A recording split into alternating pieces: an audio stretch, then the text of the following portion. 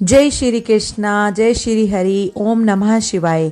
श्रोताओं, स्वागत है आपका अपने चैनल ज्योति ज्योत में।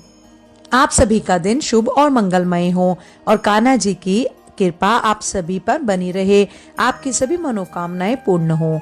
आज आप सुनेंगे मार्गशीर्ष महात्म्य का अध्याय 20। जब भगवान श्री नारायण ने नारद जी से कहा कि हे नारद, यह सारा इतिहास तो तुमने सुन लिया, अब किसका प्रसंग चल रहा है, वह श्री कृष्ण का बाल चरित्र सुनो। तब श्री नारायण कहते हैं, यह श्री कृष्ण की बाल लीला पद में नई नई प्रतीत होती है। पूर्वोक्त दान विद्रोह का वध करके श्री कृष्ण ग्वाल बालों के साथ गोकुल में अपने घर को गए, जो कुबेर भवन के समान समृद्धशाली था। वहां बालकों ने प्रसन्नता पूर्वक सब लोगों से वन में घटित घटनाओं की बातें बताई। यह सुनकर सब लोग चकित रह गए, किंतु नंद जी को बड़ा भय हुआ। उन्होंने वृद्ध गोपों तथा बड़ी बूढ़ी गोपियों को घर में बुलवाया और उन सब के साथ संयोजित कर्तव्य का विचार करके उक्त संकट से बचने के लिए उपाय ढूंढा। उपाय निश्चित करके गोप राज उस स्थान का त्याग कर देने को उद्यत हो गए। उन्होंने उसी क्षण सबको वृंदावन में से चले जाने की आज्ञा दी। नंद जी की आज्ञा के अनुसार सब लोग वहां जाने को तैयार हो गए। गोप गोपियां, बाल बालिकाएं सब इस नई यात्रा के लिए तैयार हो गए। समस्त ग्वाल बाल श्री कृष्ण और हर दल के साथ प्रसन्नता पूर्वक चल दिए। अनेक प्रकार की वेशभूषाएं वाले वे बालक गीत गाते हुए जा रहे थे। कोई बंशी की तान छेड़ते थे तो कोई संग बजाते थे। किसी के हाथों में करताल थी, कुछ लोगों के हाथों में वीणा ले रखी थी, किसी के हाथों में षड्यंत्र थे तो किसी के सींगे। कुछ गोप बालकों ने अपने कानों में नए पल्लव पहन रखे थे, कितनों ने अधखिले कमल और दूसरे फूल धारण कर रखे थे। किसी के हाथों में फूलों के नए नए गजरे थे तो कुछ लोगों ने घुटनों तक लंबी वनमालाएं गले में डाल रखी थी। कुछ लोगों ने पल्लवों तथा फूलों से अपनी चोटियां सजा रखी थी। वे विप्र सब ग्वाल बाल तरुण अवस्था वाले गोपियों के यूथ और बड़ी बूढ़ी गोपियों की अपार संख्या थी। मुने श्री राधा की जो सुशीला आदि सहेली गोपियां थी, वे नाना प्रकार के अलंकारों से विभूषित होकर बड़ी भव्य दिखाई देती थी। दिव्य वस्त्र धारण कर हर्ष से मुस्कुराती हुई वे सब की सब वृंदावन की ओर चली। कोई शिविका पर सवार थी तो कोई रथ पर। राधिका देवी रत्नम अलंकारों से विभूषित होकर स्वर्णमयी उपकरणों से युक्त रथ पर बैठकर उन सब सहेलियों के साथ यात्रा कर रही थी। यशोदा और रोहिणी जी भी रत्नमय अलंकारों से अलंकृत होकर स्वर्णमय उपकरणों से सुसज्जित रथ पर चढ़कर जा रही थी। नंद, सुनंद, श्रीदामा, गिरि भानु, विभाकर, वीर भानु और चंद्र भानु, यह प्रमुख गोप गण हाथी पर बैठकर सानंद यात्रा कर रहे थे। श्री कृष्ण और बलदेव दोनों भाई रत्न निर्मित भूषण से सुसज्जित होकर स्वर्णमय रथ पर बैठकर बड़े हर्ष के साथ वृंदावन की ओर जा रहे थे। कोटि कोटि बूढ़े और जवान गोप उस यात्रा में सम्मिलित थे। कोई घोड़े पर सवार थे, कोई हाथियों पर बैठे थे और कितने ही रथ पर चढ़कर यात्रा करते थे। नंद के सेवक उदत गोपगण बड़े हर्ष के साथ चल रहे थे। उनमें से कुछ लोग बैलों पर सवार थे तो सब के सब संगीत की तान में लीन थे। राधिका की दूसरी दूसरी दासियां बहुत बड़ी संख्या में यात्रा कर रही थी।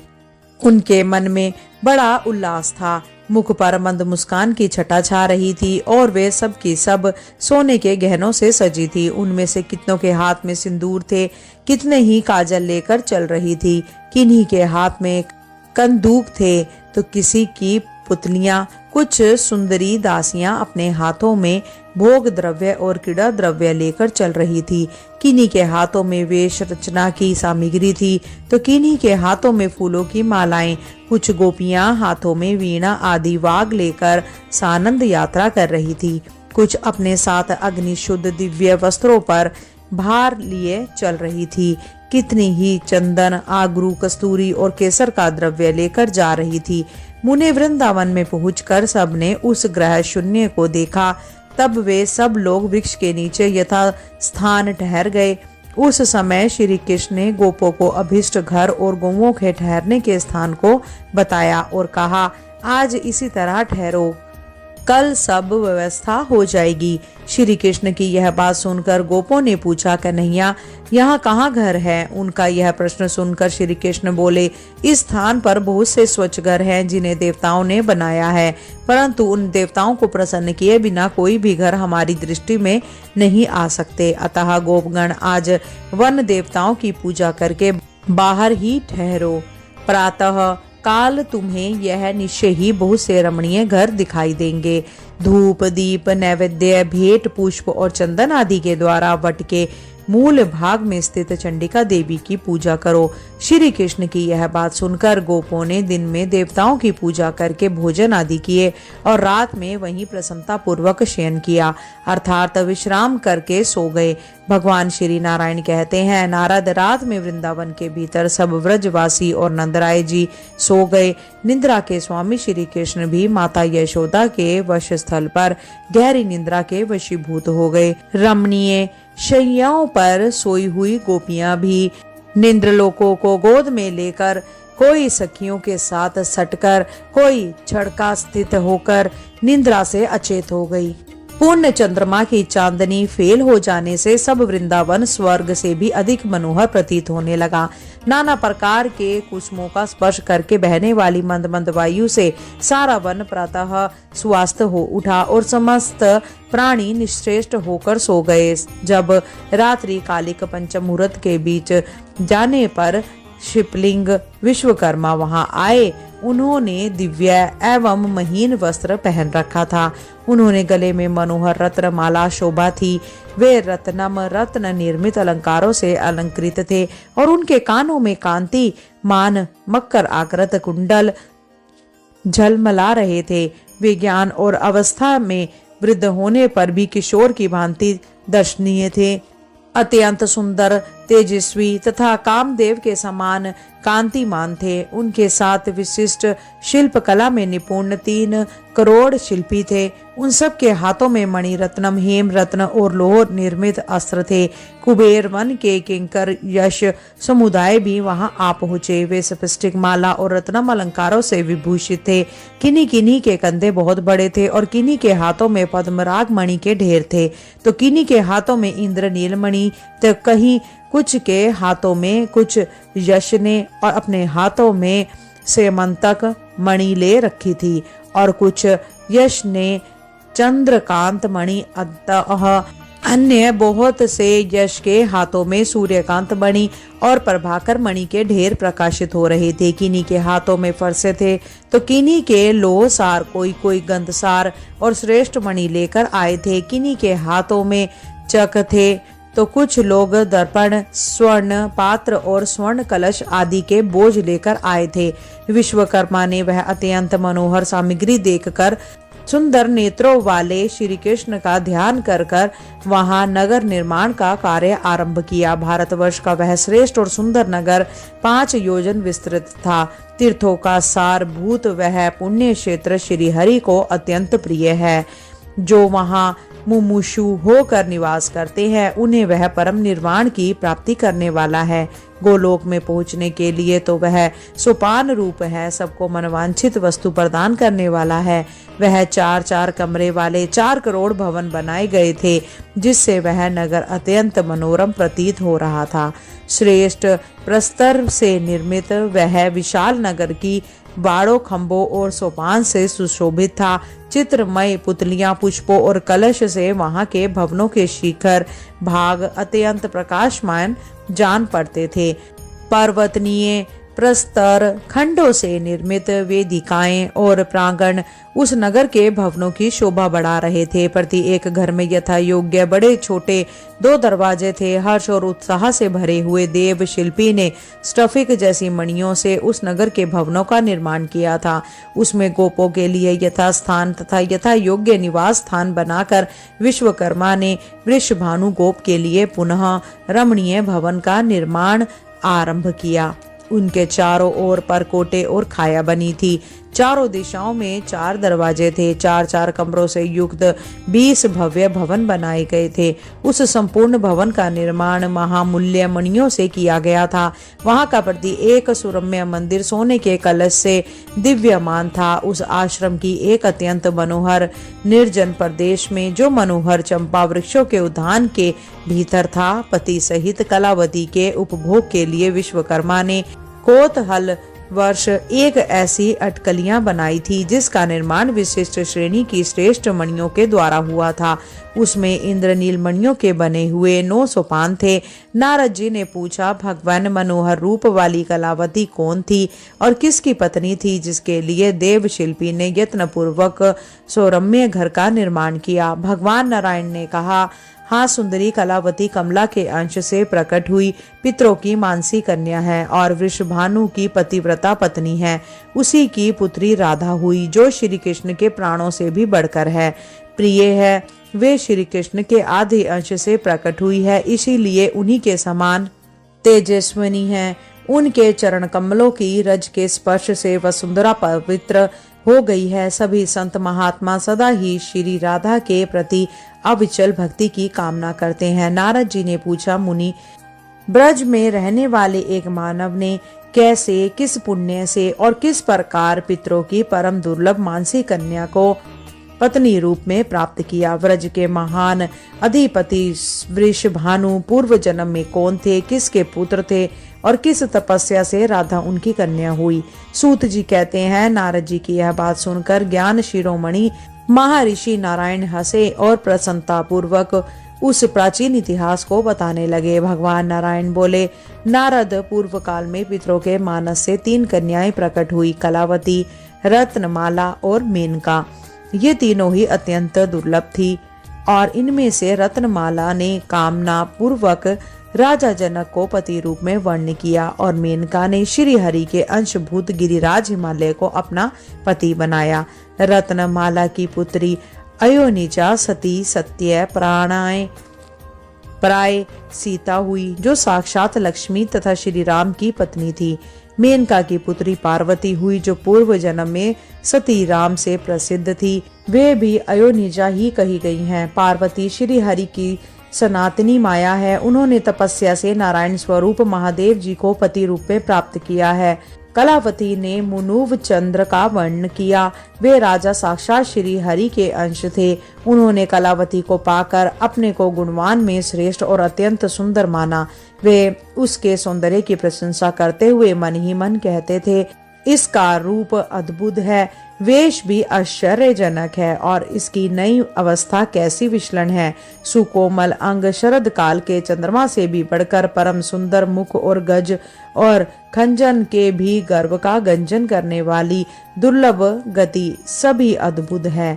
इस अपनी परम सुंदरी पत्नी कलावती के साथ विभिन्न रमणीय स्थानों में रहकर सुदीर्घ काल तक विहार करने के पश्चात राजा भोगों से विरक्त हो गए और कलावती को साथ लेकर विंध्य पर्वत की तीर्थ भूमि में तपस्या के लिए चले गए। भारत में अत्यंत प्रशंसा के योग्य वह उत्तम स्थान पुलह आश्रम के नाम से प्रसिद्ध है।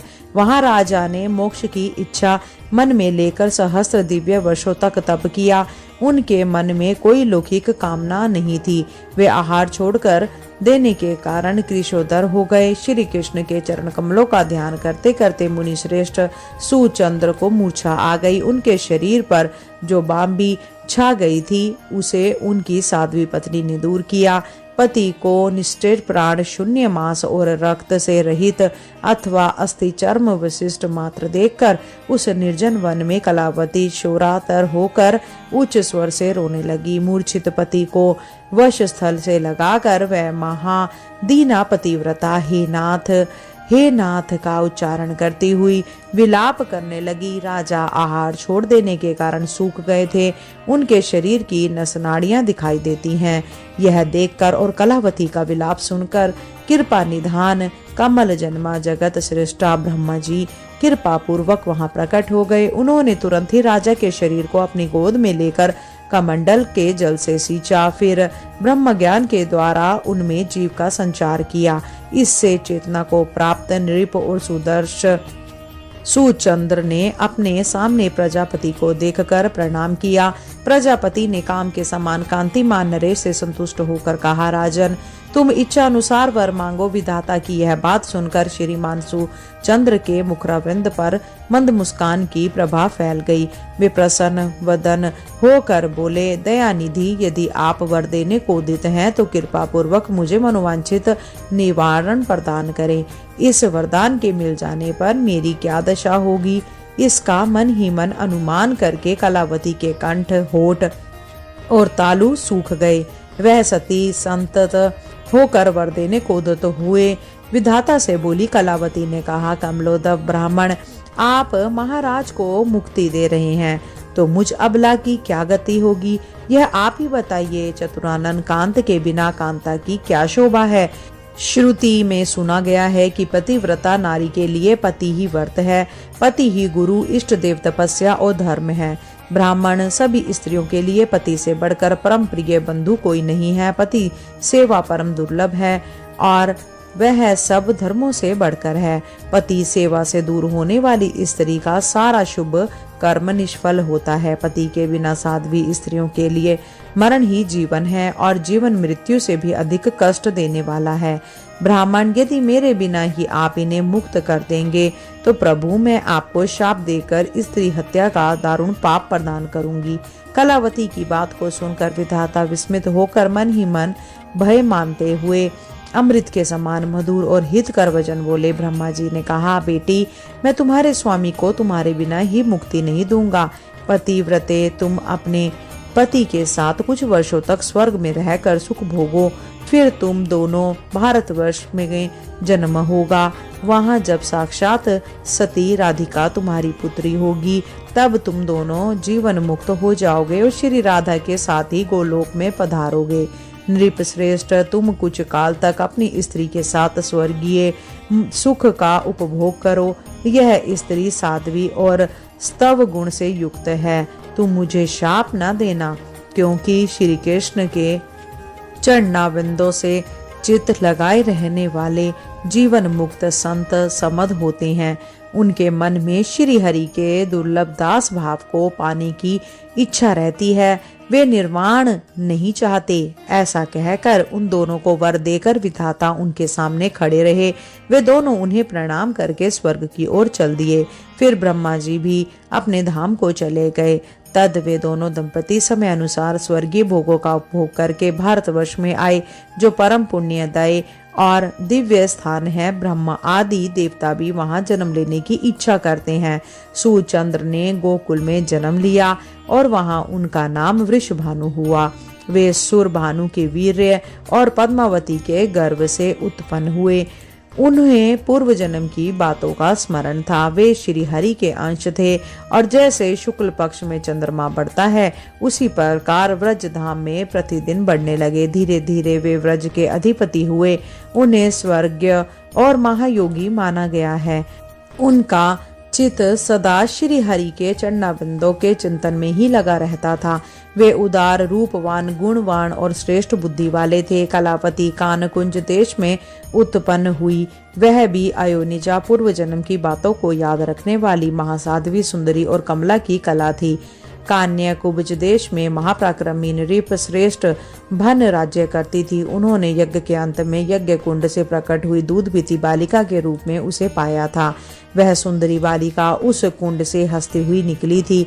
उसकी अंग कांति तपाए हुए स्वर्ण के समान थी, बहुत तेज से उद्भव हो रही थी। राजेंद्र भन ने उसे गोद में लेकर अपनी प्यारी रानी मालावती को प्रसन्नता पूर्वक दे दिया। मालावती के हर्ष की सीमा ना रही। वह उस बालिका को अपना स्तनपात कराने लगी। उसके अन्न प्राशन और नामकरण के दिन शुभ बेला में जब राजा सतपुरुषों के बीच बैठे हुए थे, आकाशवाणी हुई, नरेश्वर, इस कन्या का नाम कलावती रखो। यह सुनकर राजा ने वही नाम रख दिया। उन्होंने ब्राह्मणों, याचकों और बंदीजनों को प्रचुर धन दान किया, सबको भोजन कराया और बड़ा भारी उत्सव मनाया। उसके अनुसार रूपवती कन्या ने युवावस्था में प्रवेश किया। 16 वर्ष की अवस्था में वह अत्यंत सुंदर दिखाई देने लगी। वह राजकन्या मुनियों के मन को भी मोह लेने में समर्थ थी। मनोहर चंपा के समान उसकी अंग कांति थी तथा मुख शरद काल के पूर्ण चंद्र की भांति परम मनोहर था। एक दिन गजराज की सी मंद गति से चलने वाली राजकुमारी राजमार्ग से कहीं जा रही थी। नंद जी ने उसे मार्ग में देखा। देखकर वे बड़े प्रसन्न हुए। उन्होंने उस मार्ग से आने जाने वाले लोगों से आदर पूर्वक पूछा, यह किसकी कन्या जा रही है? लोगों ने बताया, यह महाराज भन अंदन की कन्या है, इसका नाम कलावती है। यह धन्य बाला लक्ष्मी जी के अंश से राज मंदिरों में प्रकट हुई है और कौतुक वश खेलने के लिए अपनी सहेली के घर जा रही है। ब्रजराज, आप ब्रज को पधारिए। ऐसा उत्तर देकर लोग चले गए। नंद के मन में हर्ष हुआ। वे राजभवन को गए। रथ से उतरकर उन्होंने तत्काल ही राजसभा में प्रवेश किया और राजा उठकर खड़े हो गए। उन्होंने नंदराय जी से बातचीत की और उन्हें बैठने के लिए सोने का सिंहासन दिया।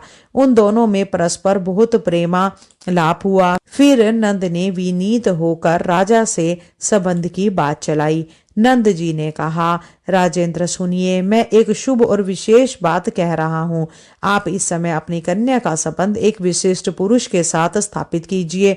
व्रज में सूरभानु के पुत्र श्रीमान वृषभानु निवास करते हैं, जो व्रज के राजा हैं। वे भगवान नारायण के अंश से उत्पन्न हुए हैं और उत्तम गुणों के भंडार, सुंदर, सुविद्वान, सुस्थिर, यौवन से युक्त, योगी, पूर्व जन्म की बातों को स्मरण करने वाले और नवयुवक हैं।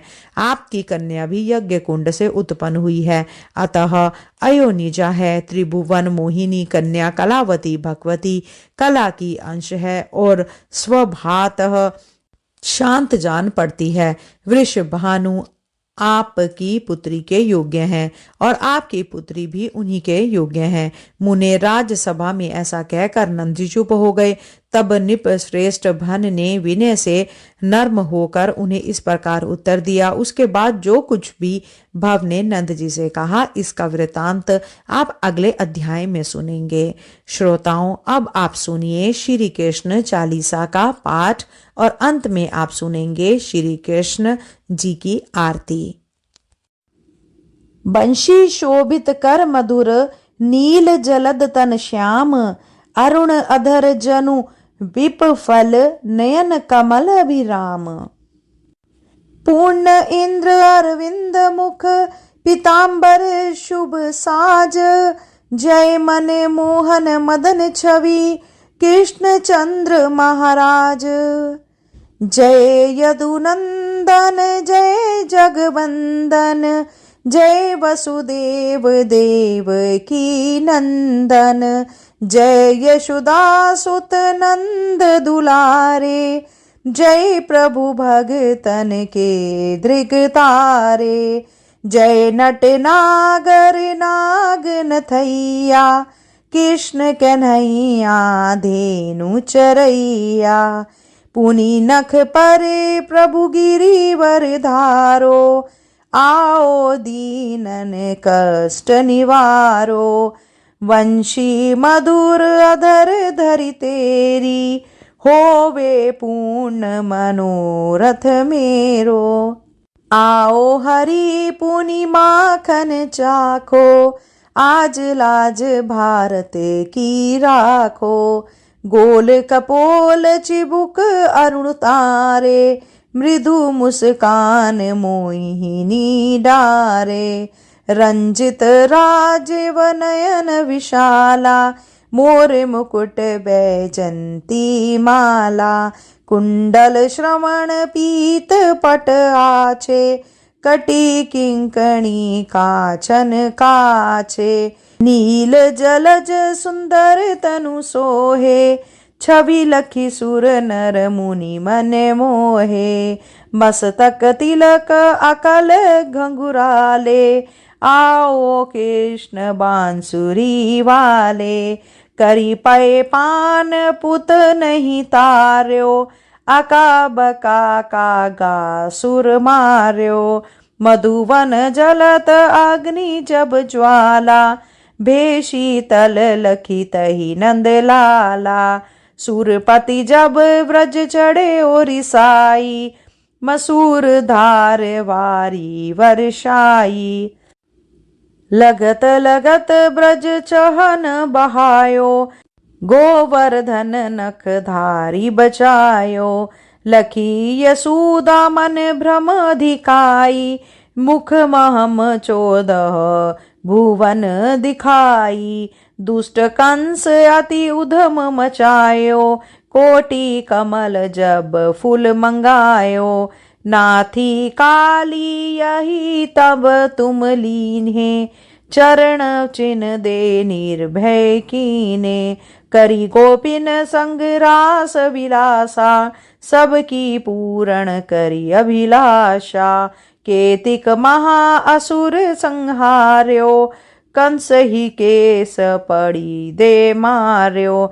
मात पिता की बंदी छुड़ाई, उग्रसेन कहम राज दिलाई। मही से मृतक छहो सुत लायो, मातु देव की शोक मिटायो। भौमासुर मुर दैत्य संहारी, लाए छठ दश सहस कुमारी। देभिनी तृण चीर सहारा, जरा सिंधु राक्षस कहम मारा। असुर बकासुर आदिक मार्यो, भगतन के तब कष्ट निवार्यो। दीन सुदामा के दुख टार्यो, तंदुल 3 मूठ मुख डार्यो। प्रेम के साग विदुर घर मांगे, दुर्योधन के मेवा त्यागे। लखी प्रेम की महिमा भारी, ऐसे श्याम दीन हितकारी। भारत के पारथ रथ हाके, लिए चक्र कर नहीं बल ताके। निज गीता के ज्ञान सुनाए, भगतन हृदय सुधा वर्षाए। मीरा थी ऐसी मत वाली, विष पी गई पचा कर ताली। राणा भेजा सांप पिटारी, शालिग्राम बने बनवारी। निज माया तुम विधि दिखायो, उरते संचय सकल मिटायो। तब शत निंदा करी तत्काला, जीवन मुक्त भयो शिशुपाला। जब ही द्रौपदी टेर लगाई, दीनानाथ लाज अब जाई। तुरत ही बसन बने नंदन लाला, बड़े चीर भे अरि मुख काला। अस नाथ के नाथ कन्हैया, डूबत भवर बचावत नैया। सुंदर दास आस उरधारी, दया दृष्टि की जे बनवारी। नाथ सकल मम कुमति निवारो, क्षमहु बेगी अपराध हमारो। खोलो पट अब दर्शन दीजे, बोलो कृष्ण कन्हैया की जय। यह 40 कृष्ण का पाठ करे उरधारी, अष्ट निसिद्धि नवनिधि फल लहे पदारथ चारी। बोलो श्री कृष्ण भगवान की जय।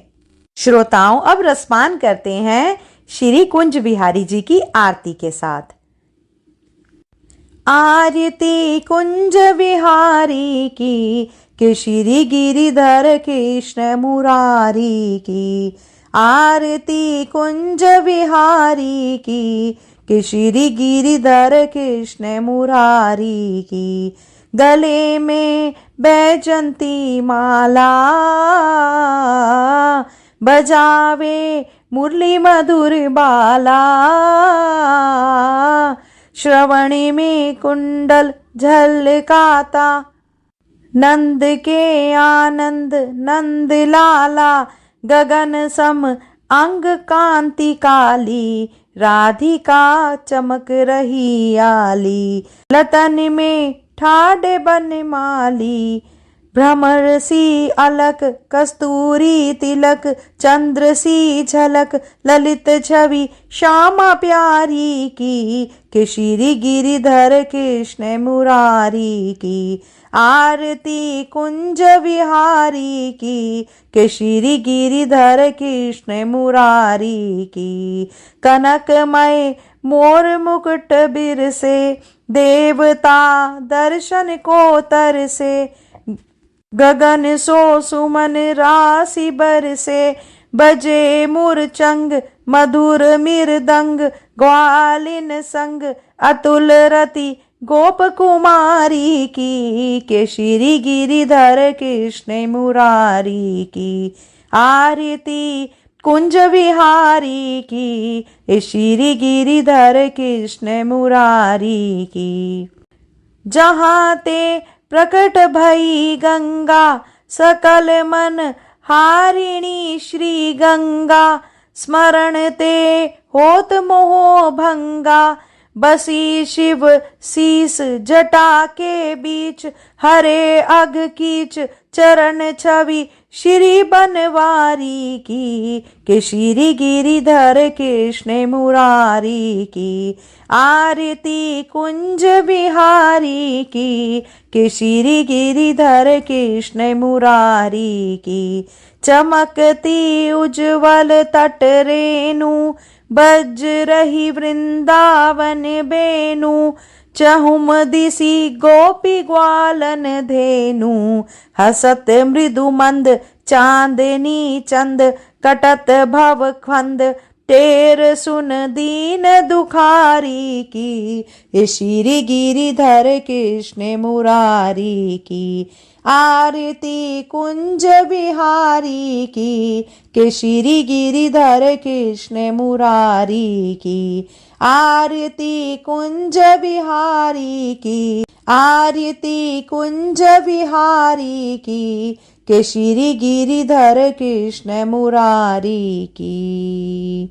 बोलो श्री बंसी बजैया कृष्ण मुरारी की जय। श्री कुंज विहारी की जय। राधा रानी की जय। श्रोताओं, ऐसा माना जाता है कि जो इस मार्गशीर्ष के महीने में अगर कोई कुंज विहारी जी की आरती, उनकी चालीसा, उनके अध्यायों का श्रवण मात्र भी कर ले तो उनको संपूर्ण पापों से मुक्ति मिल जाती है। हमारी यही कोशिश रहती है कि आपको ज़्यादा से ज़्यादा ज्ञान और ज़्यादा से ज़्यादा भाव आप तक पहुंचा सकें। आज के लिए इतना ही। अगर आपको यह वीडियो का आनंद आया हो, अगर आपको जानकारी अच्छी लगी हो तो कृपया करके इस वीडियो को ज़्यादा से ज़्यादा फ्रेंड्स में, फैमिली में शेयर करें। और अगर आप चैनल पे नए हैं तो कृपया करके सब्सक्राइब अवश्य करें। जल्द मिलते हैं नई वीडियो, नई जानकारी के साथ। जब तक के लिए जय श्री कृष्णा, राधे राधे।